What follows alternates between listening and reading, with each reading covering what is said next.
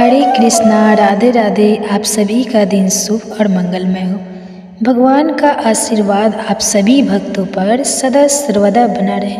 आज मैं आप सभी भक्तों को दिल से धन्यवाद देना चाहती हूँ कि आप सभी जो हमारे द्वारा महात्म में सुनाए जा रहे हैं कथा, उन्हें बड़े ही भक्ति भाव से सुन रहे हैं, लाइक कर रहे हैं और कमेंट्स के द्वारा अपना प्यार और आशीर्वाद दे रहे हैं। इसके लिए आप सभी भक्तों को दिल से आभार। भगवान आप सभी भक्तों को इन महात्म्य कथाओं को सुनने का पुण्य फल प्रदान करें।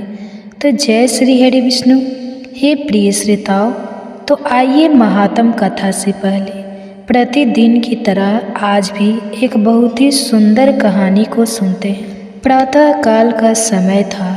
गुरुकुल में प्रतिदिन की तरह गुरुजी अपने शिष्य की शिक्षा दे रहे थे और आज का विषय था आत्मा। आत्मा के बारे में बताते हुए गुरुजी बोले कि आत्मा को न शास्त्र छेद सकते हैं, न आगले जला सकती है, और न जल उसे गला सकता है, और न हवा उसे सुखा सकती है।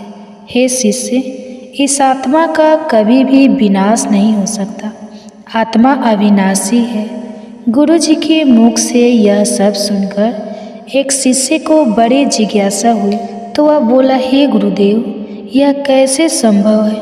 यदि आत्मा का अस्तित्व है, वह अविनाशी है, तो भला वह इस नश्वान शरीर में कैसे वास करती है और वह हमें दिखाई क्यों नहीं देती?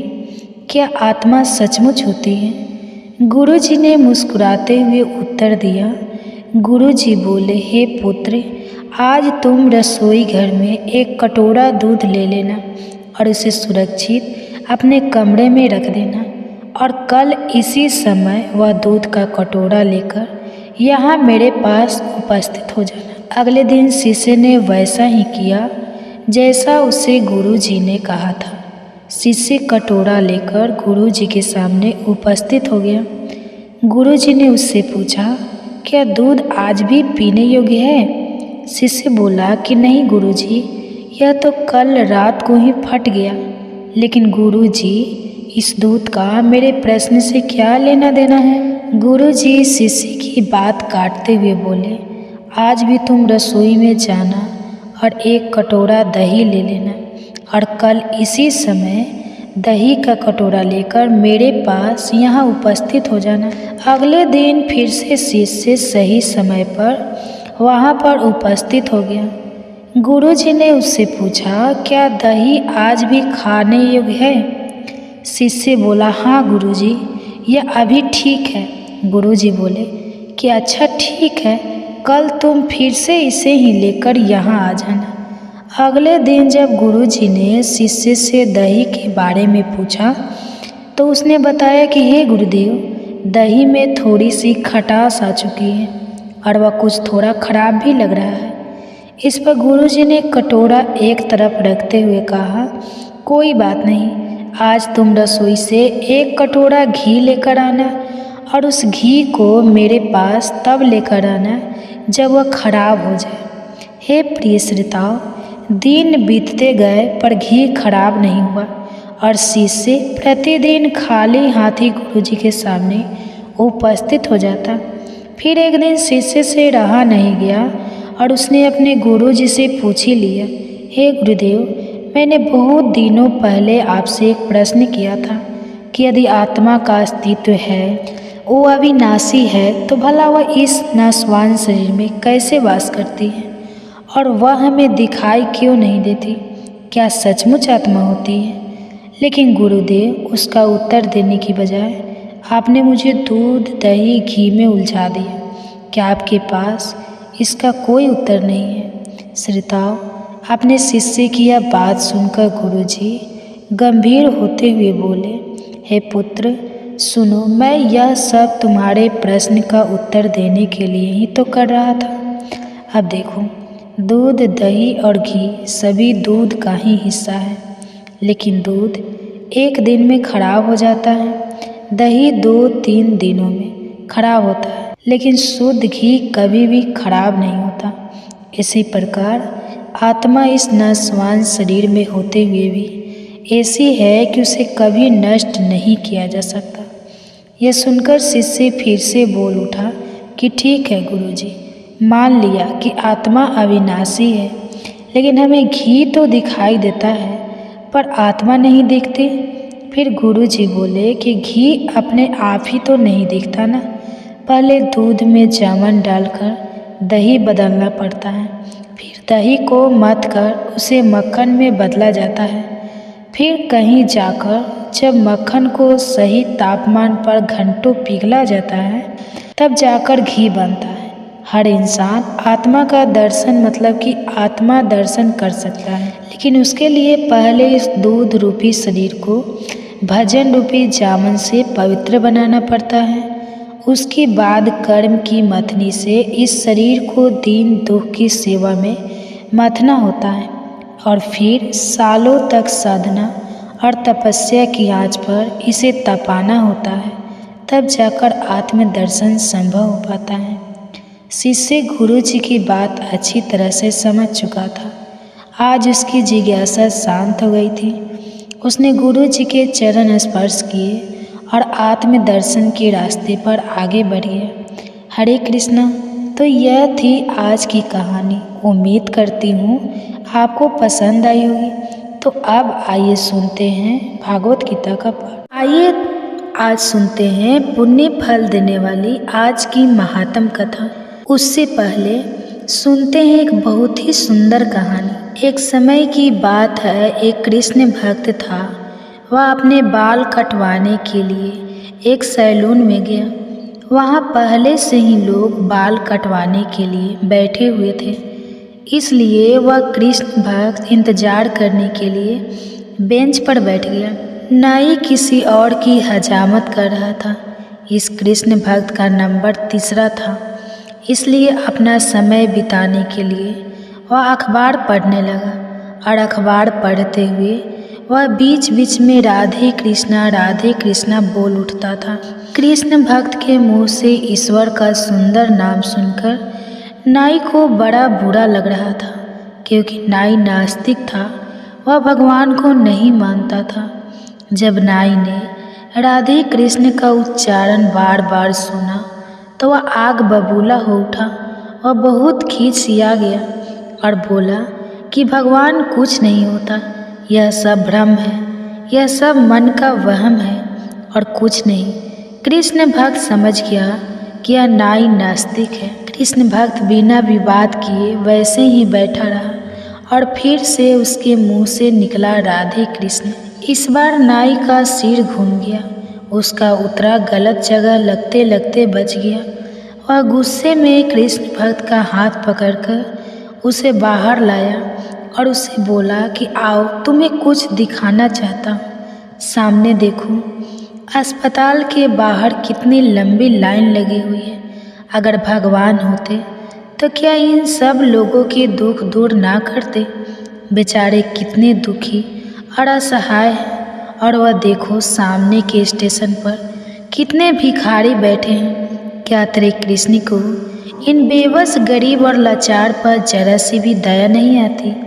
इसलिए कहता हूँ कि ढकोसला बंद करो, भगवान है ही नहीं। हे प्रिय श्रोताओ, यह सुनकर कृष्ण भक्त मन ही मन मुस्कुराया और नाई से बोला कि मुझे लगता है दुनिया से सभी नाई खत्म हो गई है, कोई है ही नहीं। इतनी बात सुनकर नाई ठहाका के मारकर हंसने लगा कि अगर इस दुनिया में नाई नहीं होता तो आखिर मैं कौन हूँ? तो कृष्ण भक्त ने नाई का हाथ पकड़कर दुकान के बाहर लाया और बोला, बाहर यह लोग तुम्हें आते जाते दिखाई दे रहे हैं या नहीं? नाई बोला, मैं आपकी बात का मतलब नहीं समझा। फिर कृष्ण भक्त उस नाई से बोला कि उन लोगों को देखो, किसी के बाल बहुत बड़े हैं तो किसी की दाढ़ी बहुत बड़ी है। अगर दुनिया में नाई होता तो इन सभी लोगों के बाल सही से बने रहते, दाढ़ी मुझे भी सही से संवरी होती।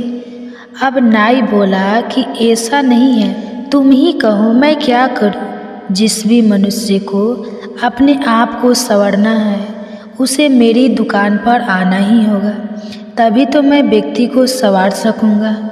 अब हर किसी को तो सड़क पर पकड़कर बाल दाढ़ी नहीं काट सकता। अब कृष्ण भक्त ने नाई से फिर से कहा कि क्या तुम्हें कुछ समझ में आया या नहीं? इस दुनिया में भगवान होते हैं। अब जैसे जैसे बाल दाढ़ी संवारनी हो तो तुम्हारे पास चलकर तुम्हारी दुकान पर आना पड़ेगा। ठीक उसी प्रकार सभी प्राणियों को अपने प्रयासों से, अपने सुकर्मों से भगवान के चरणों तक पहुंचना होगा, तभी सभी लोगों के दुखों और कष्टों का निवारण संभव हो सकेगा। तो हरे कृष्णा, उम्मीद करती हूँ आपको आज की ये कहानी पसंद आई होगी। तो प्रिय श्रोताओं, अब आइए सुनते हैं भागवत गीता का पाठ। फल देने वाली आज की महात्म कथा, धन या पैसे, जो कि भगवान की पत्नी लक्ष्मी जी का वैभव है। भगवान के द्वारा बनाए गए संसार में हमें जो कुछ भी प्राप्त होता है उन्हीं परमात्मा की कृपा से प्राप्त होता है। हमें कुछ भी ग्रहण करने से पहले उस वस्तु का एक अंश उन्हीं परमात्मा की प्रसन्नता के लिए देना होता है, जो कि धर्म शास्त्रों के अनुसार दान कहलाता है। हे प्रिय श्रोताओं, एक बहुत ही सुंदर कहानी के माध्यम से दान की क्या महिमा है इसे जानते हैं। भगवान के साथ संबंध बनाने के लिए दान सबसे सरल तरीका है। यह न केवल मोक्ष के द्वार खोलता है, बल्कि घर में सुख, समृद्धि, शांति और धन लाता है। एक लकड़हारा रात दिन लकड़ियाँ काटता रहता था, लेकिन इतना कठोर परिश्रम करने के बाद भी उसे भर पेट भोजन कभी नहीं मिल पाता था। एक दिन उस लकड़हारे की मुलाकात एक साधु महात्मा के साथ हुई। लकड़हारे ने उन साधु महात्मा से कहा, हे महात्मा, जब भी आपकी प्रभु से मुलाकात हो तो मेरी एक प्रार्थना उनके सामने रखना और मेरे कष्ट का कारण पूछना। कुछ दिनों के बाद उस लकड़हारे को वही साधु महात्मा फिर से मिले। लकड़हारे ने साधु महात्मा को अपनी फरियाद की याद दिलाई तो साधु महात्मा ने कहा कि प्रभु ने बताया है कि तुम्हारी आयु 60 वर्ष है और तुम्हारे भाग्य में पूरे जीवन के लिए सिर्फ 5 बोरी ही अनाज है, और इसलिए भगवान तुम्हें थोड़ा थोड़ा अनाज ही देते हैं ताकि तुम 60 वर्षों तक जीवित रह सको। हे प्रिय श्रोताओं, कुछ समय बीता, वही साधु महात्मा उस लकड़हारे को फिर से मिले। तब उसने कहा कि हे साधु महात्मा, अब जब भी आपकी प्रभु से बात हो तो मेरी यह फरियाद उन तक पहुंचा देना कि वह मेरे जीवन का सारा अनाज मुझे एक साथ ही दे दे, ताकि कम से कम एक दिन तो मैं भर पेट भोजन कर सकूं। अगले दिन साधु महात्मा ने कुछ ऐसा ही किया कि लकड़हारे को घर ढेर सारा अनाज पहुंच गया। लकड़हारे ने सोचा कि प्रभु ने उसकी फरियाद कबूल करके उसे उसका सारा हिस्सा भेज दिया है। उस लकड़हारे ने बिना कल की चिंता किए सारे अनाज का भोजन बनाकर फकीरों और भूखों को खिला दिया और खुद भी भर पेट खाना खाया। लेकिन अगली सुबह जब वह उठा तो वह क्या देखता है कि जितना अनाज पिछले कल था उतना ही अनाज उसके घर में फिर से पहुंच गया है। उसने फिर से वह अनाज गरीबों को खिला दिया, फिर से उसका भंडार भर गया। यह प्रतिदिन होने लगा और लकड़हारा लकड़ियाँ काटने की जगह अब गरीबों को खाना खिलाने में व्यस्त रहने लगा। कुछ दिनों के बाद वो साधु महात्मा फिर से लकड़हारे को मिले तो उसने कहा, हे साधु महात्मा, आप तो कहते थे कि मेरे जीवन में सिर्फ 5 बोरी अनाज है, लेकिन अब तो प्रतिदिन मेरे घर 5 बोरी अनाज आ जाता है। हे श्रोताओं, यह सुनकर साधु महात्मा ने लकड़हारे को समझाया कि तुमने अपने जीवन की परवाह ना करते हुए अपने हिस्से का अनाज भी गरीबों और भूखों को खिला दिया, इसलिए भगवान अब उन गरीबों के हिस्से का अनाज तुम्हें दे रहे हैं। यदि कोई भी किसी के लिए कुछ भी करता है तो वह लौटकर 10 गुना ज़्यादा वापस आ जाता है। भगवान का यही नियम है, फिर चाहे वह पाप हो या फिर पुण्य हो। श्रोताओं, दान कभी भी बर्बाद नहीं होता। दिया गया दान अपने समय पर अवश्य ही फलित होता है। व्यक्ति को दान करते रहना चाहिए। दान करने से कर्म सुधरता है और भाग्य संवरता है। दान करने से घर और परिवार में सुख समृद्धि बनी रहती है और दान करने से मनुष्य का इस लोक के बाद परलोक में भी कल्याण होता है। दान करने से मनुष्य को सद्बुद्धि मिलती है और दान करने से जीवन की कई परेशानियां खुद ब खुद अपनी मेहनत की कमाई का 10वां हिस्सा दान करना चाहिए। दान करने से व्यक्ति के बुरे कर्म नष्ट हो जाते हैं और अच्छे कर्मों का उसे फल मिलता है। ऐसी भी मान्यता है कि दान करने से पिछले जन्म के पाप भी धुल जाते हैं। तो हरे कृष्णा, उम्मीद करती हूँ आपको यह छोटी सी कहानी पसंद आई होगी। तो प्रिय श्रोताओं, अगर आपको यह कथा कहानी पसंद आती है तो इन्हें ज़्यादा से ज़्यादा शेयर किया कीजिए ताकि सभी भक्तजन इन कथा कहानियों को सुनकर पुण्य फल प्राप्त कर सके। तो आइए आप सुनते हैं भागवत गीता का पाठ। भगवान जी और ईश्वर का वर्णन करते हैं और इस संसार का जीवन है वह परम पूज्य उत्तम है। यह सब विस्तार से बताते हैं। भगवान कहते हैं, मानव जीवन कभी भी नष्ट होने वाले पीपल के वृक्ष की तरह ही इस वृक्ष की जड़ से ऊपर की ओर इसके नीचे की ओर है और इसके पत्ते की वैध और अवैध रूप से लेता है। जीवन के रहस्य को जान लेता है। इस पेड़ के ऊपर और नीचे दोनों ओर फैली हुई है और प्रकृति के तीनों गुणों द्वारा प्रोशोषित होती है। इंद्रियों के विषय इस पेड़ की जड़ में फैली हुई है। यह जो मनुष्य को संसार में मजबूती से बांधे रखती है, इसके कारण उसे बार बार जन्म लेना पड़ता है। पेड़ रूपी का असली यह मनुष्य लोक में नहीं दिखाई देता, ना ही इसका आदि, न इसका अंत और ना ही इसका आधार यहाँ दिखाई देता है। जन्म मरण के चक्कर से मुक्ति के लिए इस वक्त की जड़ों वाले जीवन के पेड़ को जड़ से ही काटना होगा। इस पेड़ को वैराग्य रूपी मजबूत कुल्हाड़ी से जड़ से काटकर उस शाश्वत मार्ग की खोज करनी है। तो जीवन मरण के चक्कर से मुक्ति की ओर ले जाता है और जिस पर चलकर मनुष्य को फिर संसार में वापस नहीं लौटना होता है। मनुष्य को उस विश्व आत्मा, उस परमात्मा में शरण लेनी चाहिए जो कि इस सारी सृष्टि का मूल अधिकार है। जिन लोगों ने अभिमान और मुहूर्त जीत लिया है, उन्होंने इन दोनों से छुटकारा पा लिया है। इन्होंने शक्तियों जैसे दोस्तों भी जीत लिया है जो हमेशा अपनी आत्मा में ही निवास करते हैं।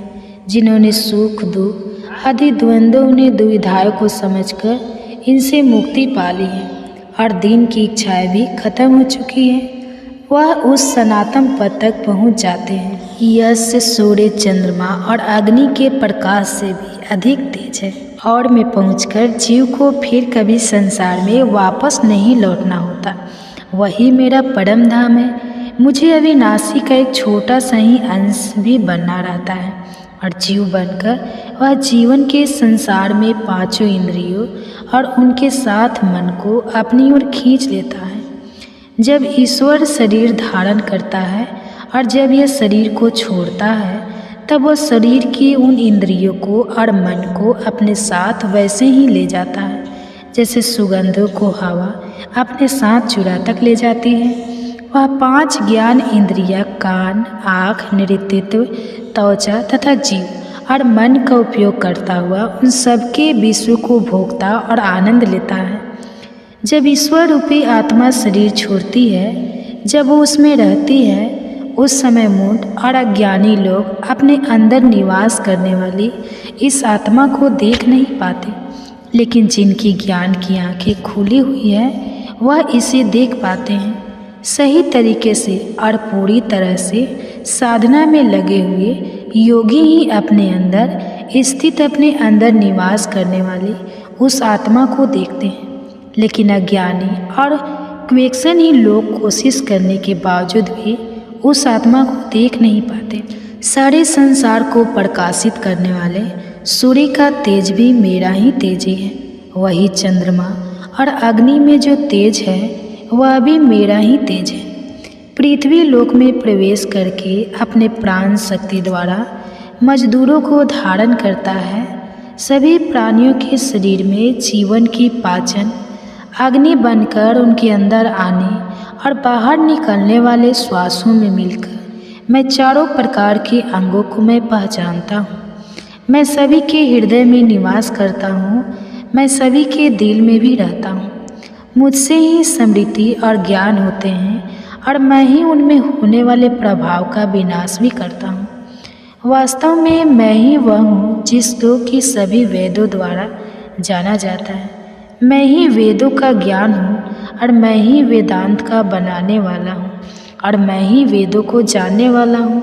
इस संसार में दो प्रकार के जीव उत्पन्न होते हैं, नश्वर और अनश्वर, अर्थात जो नष्ट होने वाला है और जो कभी भी नष्ट नहीं हो सकते।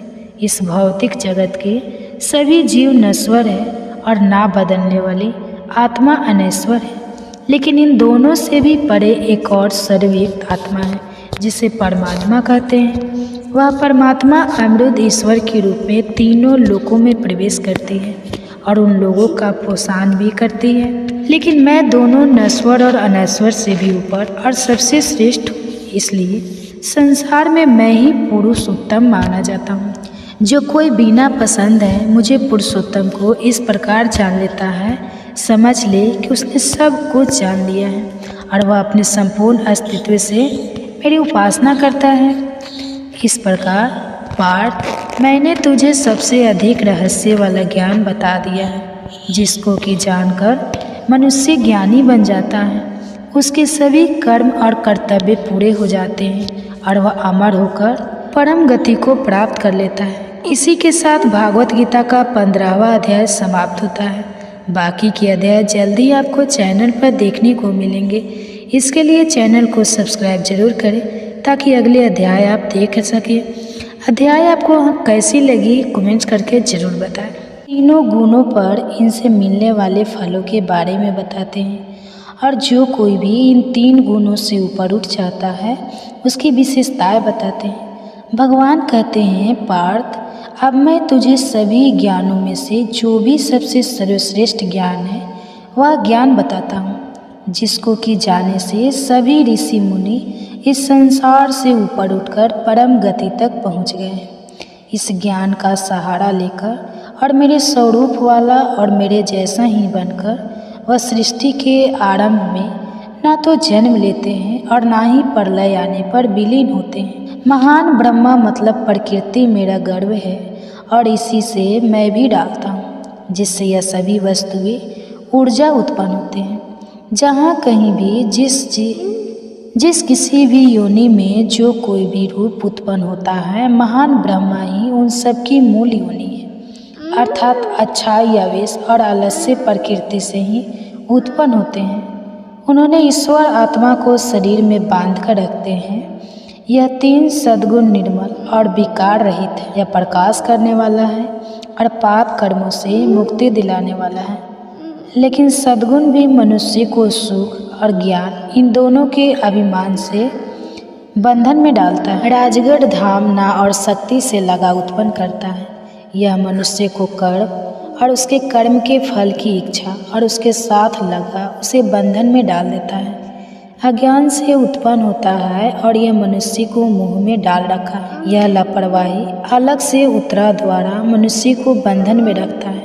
सब आनंद में राजगुरु कर्म में और तामोगुण उसके ज्ञान को ढककर मनुष्य को लापरवाही में लगाता है। समय समय पर इन तीनों में से एक प्रधान हो जाता है और बाकी दोनों ही दब जाते हैं। सब गुण प्रदान होता है और तमोगुण को दबाकर बाकी दोनों को दबाकर तमोगुण भी बाकी दोनों दबाकर ही प्रधान होता है। जब ज्ञान का प्रकाश, विवेक, शक्ति और चेतना यह सब मनुष्य के शरीर और इसकी इंद्रियों में दिखने लगती है, तब समझना चाहिए कि तमोगुण बढ़ रहा है। जब वह कर्म, काम, अशांति और बहुत अधिक लालसा मनुष्य में मन, तब समझना चाहिए कि उसमें राज गढ़ रहा है। जब मनुष्य में प्रकाश का अभाव होने लगे, जब लापरवाही, आलस्य और यह सभी मनुष्य में उत्पन्न होने लगे, तब समझना चाहिए कि उसमें तमो गुण बढ़ रहा है। सुन पार्थ, मनुष्य की आत्मा उसके शरीर के मरने के बाद कहाँ जाएगी, इस बात पर निर्भर करती है उसकी मृत्यु किस दिशा में होती है। अगर उसकी मृत्यु उस दशा में हो जब सद्गुण प्रधान हो, तब उसकी आत्मा को जाने वाले लोगों में जाएगी, और यदि उसकी मृत्यु हो जब राजोगुण प्रधान हो, तब उसकी आत्मा कर्म में लिप्त लोगों के बीच जन्म लेगी, और उसकी मृत्यु को तब वन में जन्म मिलेगा। लोग अच्छे कर्म का फल साध्वी को निर्मल होता है, कर्म का फल, तामसिक कर्म का फल अज्ञानता और मूर्खता होती है। सतोगुण से ज्ञान उत्पन्न होता है, रजोगुण और तमोगुण से लापरवाही, अज्ञानता और मूर्खता ही उत्पन्न होती है। जो लोग सद्गुण में स्थिर होते हैं वह ऊपर मुक्ति और प्रगति की ओर उठते रहते हैं। रजोगुण वाले लोग बीच के क्षेत्र पृथ्वी लोक में ही रहते हैं, और तामसिक प्रवृत्ति वाले लोग बुरे कर्मों में लगे रहने के कारण नीचे नरक को प्राप्त करते हैं। जब मनुष्य यह जान लेता है कि सभी कर्मों में इन 3 गुणों के अलावा कोई कर्ता नहीं है, और जब वह उसको भी जान लेता है कि जो इन 3 गुणों से भी बड़े हैं, तब वह मेरे स्वरूप को पा लेता है, तो वह मेरे जैसा बन जाता है। जब मनुष्य शरीर से उत्पन्न होने वाले सत्र जाता है, वृद्धावस्था छूट जाता है और उसे अमर जीवन मिल जाता है, इनके बारे में जानने की जिज्ञासा से पूछते हैं। इसकी क्या पहचान होती है, उसका आचरण कैसा होता है, और वह इन तीनों गुणों से परे कैसे पहुँचता है। श्री भगवान अर्जुन को समझाते हैं, जो व्यक्ति अपने अंदर प्रकाश लगा और मुहूर्ता के उपस्थित होने पर, इन सबके मौजूद होने पर उन्हें बुरा नहीं मानता, और जब वह लुप्त हो जाए और जब वह ना हो तो उनकी कामना नहीं करता, सदा ही संतुष्ट, सदा इच्छा मुक्त, गुणों की समस्त प्रतिक्रियाओं से, गुणों के खेल से बिना उनसे विचलित हुए उनमें संभाव से बैठे रहता है, और जो है समझ लेता है कि केवल उनकी कर्म कर रहे हैं, और यह समझते हुए उन गुणों और उनकी क्रियाओं से अविचल और शांत भाव से अलग रहता है। जो दुख सुख को समान समझता है, जो अपनी आत्मा में ही स्थिर रहता है, उसमें ही टिका रहता हूँ। जो मिट्टी पत्थर की रात और सोना चांदी इन सबको समान समझाता है, अच्छी या बुरी वस्तुओं और परिस्थितियों में एक रहता है, उनको एक जैसा ही समझता है, जो मित्र और शत्रु के साथ एक जैसा ही व्यवहार करता है, और जिसने सभी कर्मों और उन कर्मों के सभी फलों को त्याग दिया है, ऐसा व्यक्ति श्रेष्ठ है, और इसे तीनों गुणों से भी ऊपर उठा हुआ कहा जा सकता है।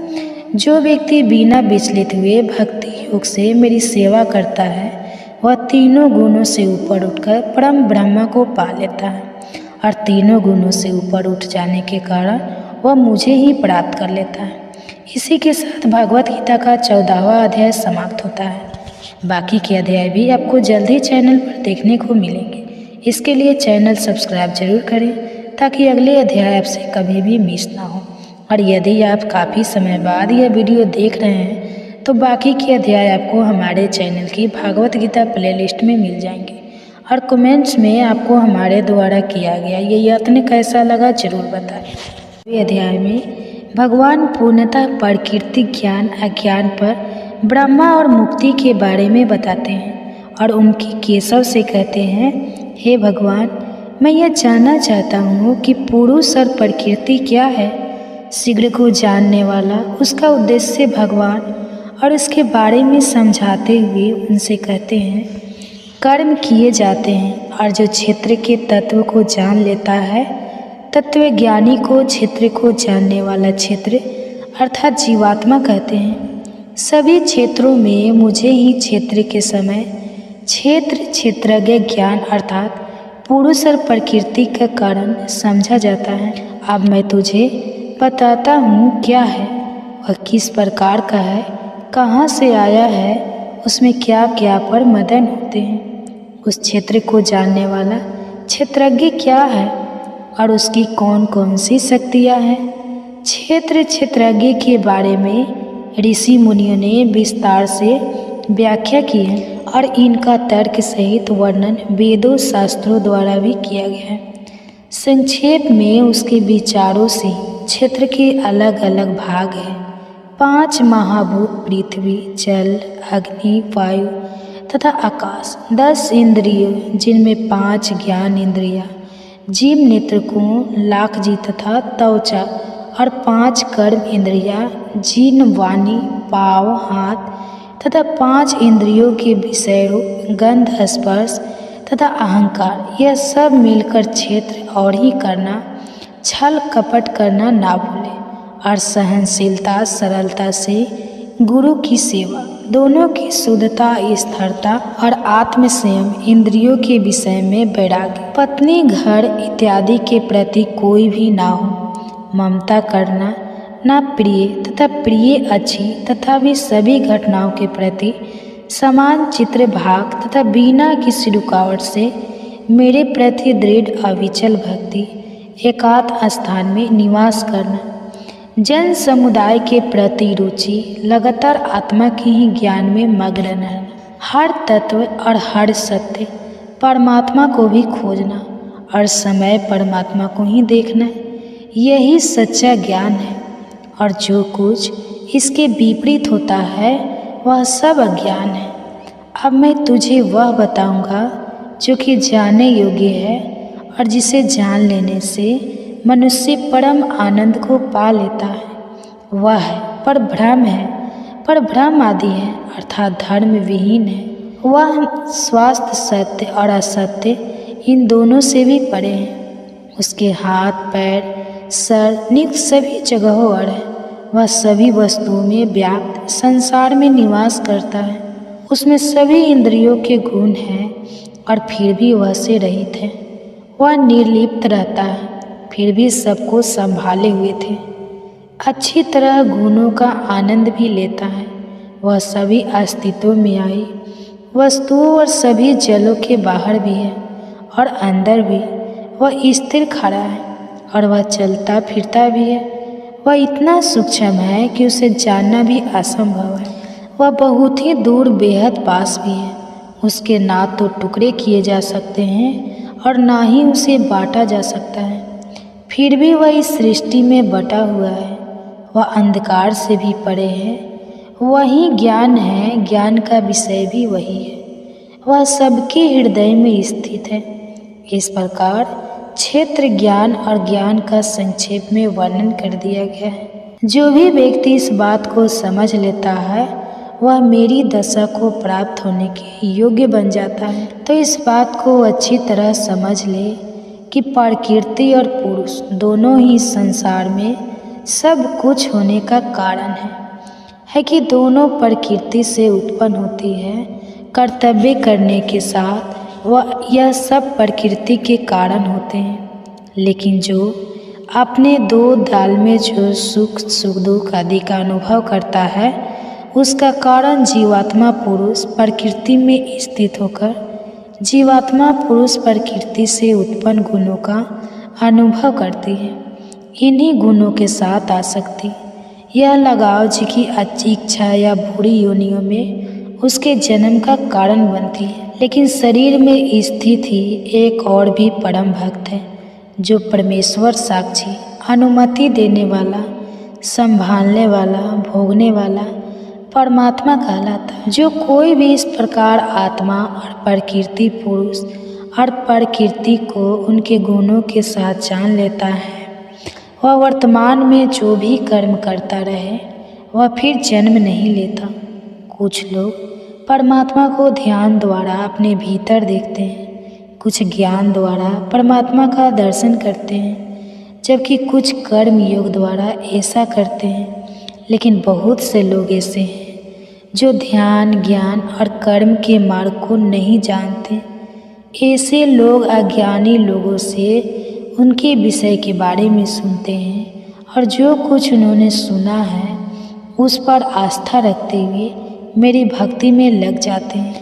और मेरी भक्ति में लग जा कि मैं और मेरी इस भक्ति द्वारा वह भी मृत्यु के पहुँच जाता है।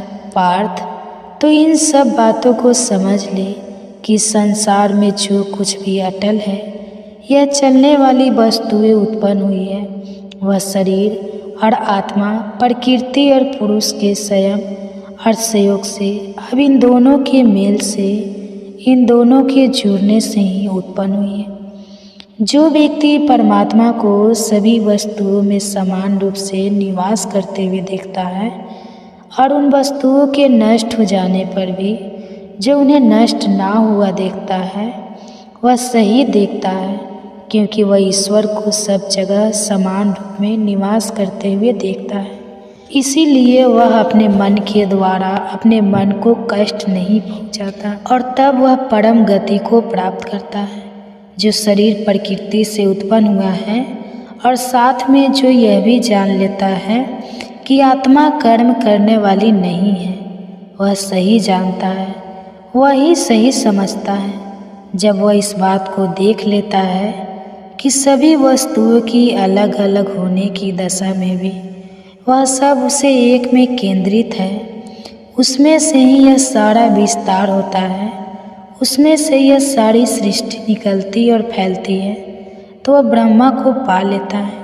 क्योंकि परमात्मा अनादि अनीश्वर निर्गुण उस दोष से मुक्त है। इसलिए जब वह शरीर में निवास करता है, फिर भी वह न तो कोई कर्म करता है और ना ही वह किसी कर्म में लिप्त होता है, और वह किसी भी कर्म में बंधा भी नहीं। जैसे सर्वव्यापी आकाश अपनी सूक्ष्मता के कारण किसी भी वस्तु से लिप्त नहीं होता, किसी भी वस्तु से चिपकता नहीं है, वैसे ही शरीर में रहने वाली आत्मा शरीर से लिप्त नहीं होती। जैसे ही सूर्य सारे संसार को प्रकाशित करता है, वैसे ही क्षेत्र का स्वामी भी अपने सारे क्षेत्र को वैसे ही प्रकाशित करता है। इस तरह से जो लोग अपने ज्ञान की आँखों से क्षेत्र और क्षेत्रज्ञ अंतर को और सभी प्राणियों की प्रकृति से मुक्त हो जाने की विधि को जान लेते हैं, वह परम लक्ष्य को पा लेते हैं। इसी के साथ भागवत गीता का 13वां अध्याय समाप्त होता है। बाकी के अध्याय आपको जल्द ही चैनल पर देखने को मिलेंगे। इसके लिए चैनल को सब्सक्राइब जरूर करें ताकि अगले अध्याय आपसे कभी भी मिस ना हो। और यदि आप काफ़ी समय बाद यह वीडियो देख रहे हैं तो बाकी के अध्याय आपको हमारे चैनल के भागवत गीता प्लेलिस्ट में मिल जाएंगे। और कमेंट्स में आपको हमारे द्वारा किया गया यह यत्न कैसा लगा यह जरूर बताएं। मिलना इन सब के विषय में श्री भगवान बड़े ही सुंदर तरीके से बताते हैं। अर्जुन केशव से पूछते हैं, केशव, जो भक्त पूरी श्रद्धा और निष्ठा से तेरे व्यापक गुण में रूप की उपासना करते हैं और दूसरे उस अव्यक्त मीनाक्षी निर्गुण ब्रह्मा की उपासना करते हैं, इन दोनों में योग में अधिक और उत्तम है।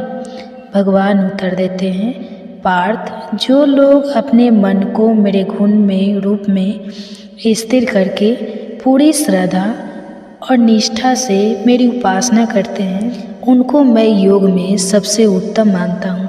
लेकिन जो लोग अपनी सभी इंद्रियों को अच्छी तरह अपने वश में करके मन और बुद्धि से भी परे उस व्यक्ति और सदा ही एक साथ रहने वाले नित्य चल निराकार अविनाशी ब्रह्मा किन्नर की एक ही भाव से ध्यान करते हुए पूजा और उपासना करते हैं, वह सभी प्राणियों का कल्याण करने में